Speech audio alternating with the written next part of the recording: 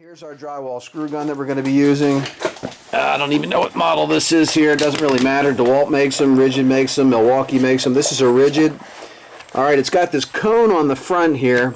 You can actually spin this cone clockwise and counterclockwise, and that'll bring your tip out and in. Alright, you can adjust your tip to, and we're going to show you, so that when you put your screws in, you're going to want the head of the screw countersunk into the board ever so slightly into the paper so that you cannot feel the screw heads. So when you finish, your screw head is embedded in the board ever so slightly. So in order for the gun to do that on autopilot, it's got this adjustable cone on the end that will make it so that when you press the screw in with the gun, and these screws will be pressed in with the gun, when it gets to the proper depth, the screw head will be inside the paper of the board a little bit, and the tip will stop contact with the screw head. All right, it's all done automatically.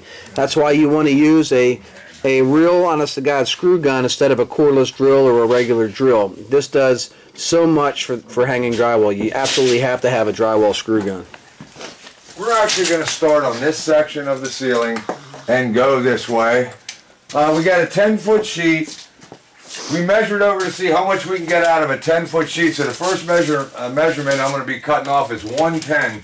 Puts me in the center of a stud. Okay. I'm coming this direction, so I want to be in the center of a stud. I want my factory edge to be at this direction, so I'm going to actually measure from my factory backwards. Okay. I'll be cutting that end of the corner off. So you want to put your cut edge in the corner. Yep, and as often as possible, we're going to leave factory to factory.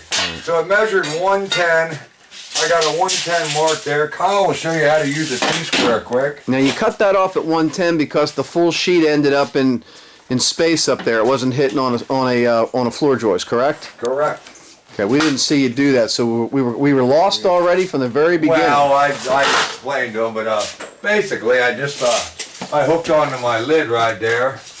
I hooked onto there, and I went across to see where my last 10 foot comes right to here. My sheet fell here. I came back to my last joist, which was that one right there. All right, so if you would have went the full 120, you were hanging out in the middle of nothing.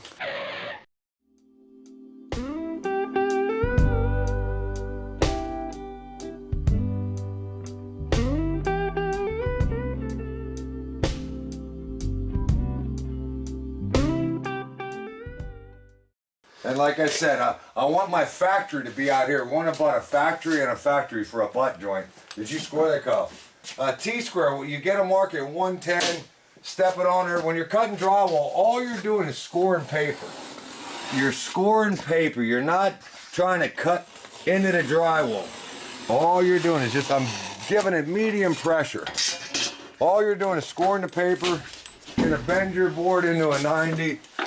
And snap the paper on this side right here. Done. If this edge would need rasp it, there's where you'd use the rasp, but we're good to go right now.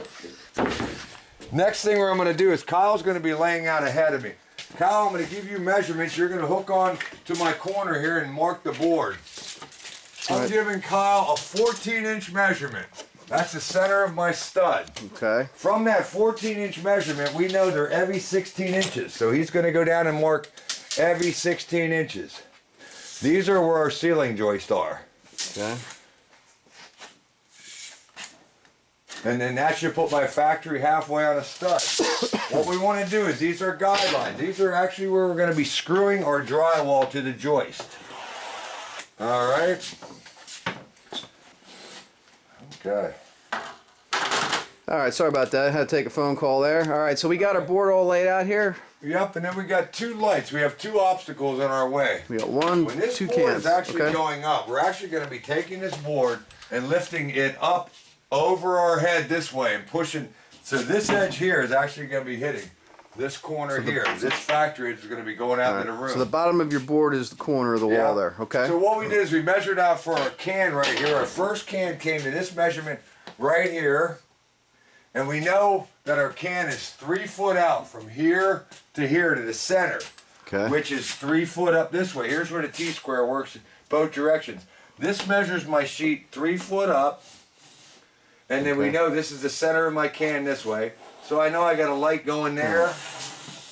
We also measured over to the center of this can right here. Off that wall over Off here? that wall, off our edge there. Okay. So we marked the center of our can, and we know it's 3 foot up, which this T-square shows you a 3 foot mark. Okay, so you made a crosshair there. Yeah, made a crosshair there. That's Got a where I know I'm crosshair gonna be there, and you got a rotosiping my crosshair cans there. out. Okay, there are your 2 cans. Yep.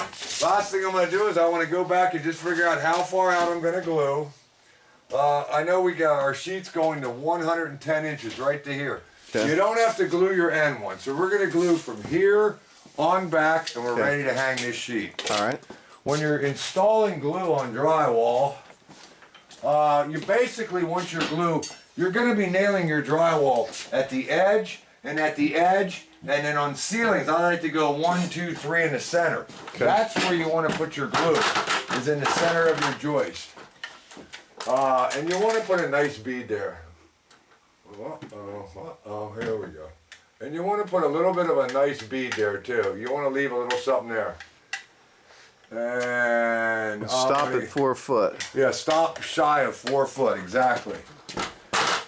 That's the whole, that's basically your trick to this stuff. And once this glue sets up, guys, the screws and the nails don't even do anything anymore. The glue is what's going to hold it up there. That's why we love glue. All right, if you don't glue your drywall, eventually Mother Nature and gravity will take a hold of it and will pull your drywall down eventually, and you'll get those things we call nail pops, all right, where you can see where every nail or every screw was in the drywall. We've all seen it, you know, when we paint, we can see where the nails or the screws were. The reason was they didn't glue their drywall, all right. So if you use the drywall adhesive or the drywall glue itself, you know, you can get construction adhesive, which is what we bought, or you can buy actual quarts of drywall adhesive made specifically for drywall. If you do this, you can eliminate nail pops altogether. Yep. All right, so here we go. We got the first sheet ready to go up. Now they didn't cut the lights out because they're going to be using the rotozip. So we're glued up. Up goes the sheet. They're going to push it into position. Now the right side of the board will be tight to the wall up here. All right. Back your edge up a little bit, Tommy. Huh? Oh, to you? Yes. Is that us? All right, so they're tight to the wall. As you can see, Yep. no lights are cut out, but right above there, if I can zoom in, you can see the cans up there, the light cans up there. Right where he's got that circle, they're going to be rotozipping. Now they got their drywall props up underneath there, which is actually holding the board for them. You can see how nice that works for them. You just wedged it up underneath there. Now they can take their time and cut out the lights. And we got a nail on each side here to just tack it.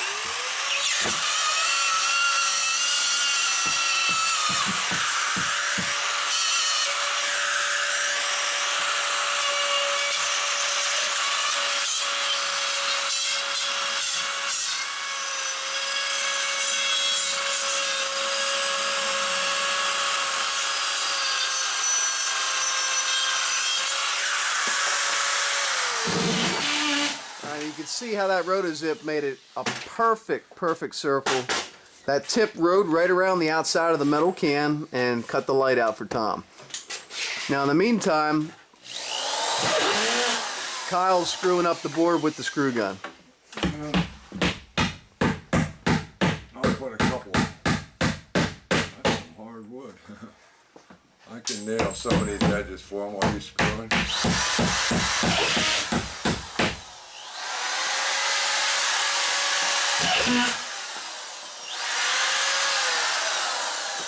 Yeah, I'll stay on if you want to. Yeah. Hey, man.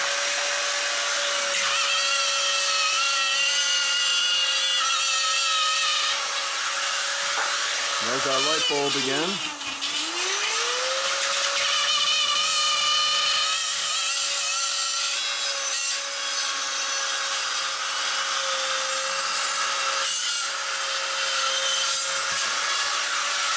I'm actually cutting around the outside edge of the can with the rotozip. Right. The Once I rotozip, find it. you don't ride around the inside, you ride around the outside of the can.